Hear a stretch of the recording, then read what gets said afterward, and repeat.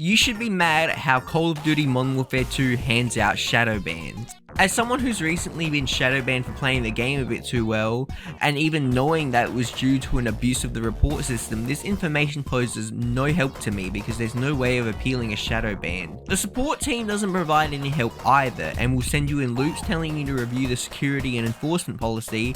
That would be great if I knew which rule I apparently broke. Unfortunately, I already knew which rule I broke, and that rule was killing a bunch of people in ranked with a Signet 50, and apparently they got mad at that and didn't like the fact that I was using a sniper in ranked. And then they proceeded to tell me about how they were going to report me. This information is completely useless though apparently, even though I can give Activision their usernames and the match ID of the match it happened in, but I can't appeal the ban. And the support team doesn't care to pass this information along, even though I have evidence of them falsely reporting me. Because that's my mistake. There's no limit on reports, and also falsely reporting people apparently isn't against the rules. So you as a player should falsely report anyone who beats you in the game.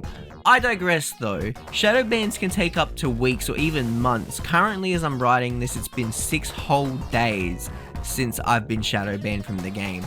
A game that I paid 110 AUD for, that I can no longer find a match in my own regular region, or one at all sometimes.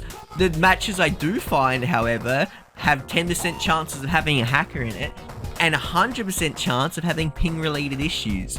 The worst part about being shadow banned is it doesn't take anything special, it just takes a certain amount of reports, and as soon as you do good in the match, you're shadow banned from the game, and you get disconnected from that match. To add insult to injury, there's absolutely zero transparency on how bans work, nor what gets you banned. This doesn't just go for shadow bans, this goes for comms, temporary or permanent bans. You're effectively being accused for a crime that you don't know that you're being accused of, with no way of defending yourself or knowing what you did wrong. And the part that grinds my gears the most about this whole situation of being shadow banned is that shadow bans are designed for cheaters, right?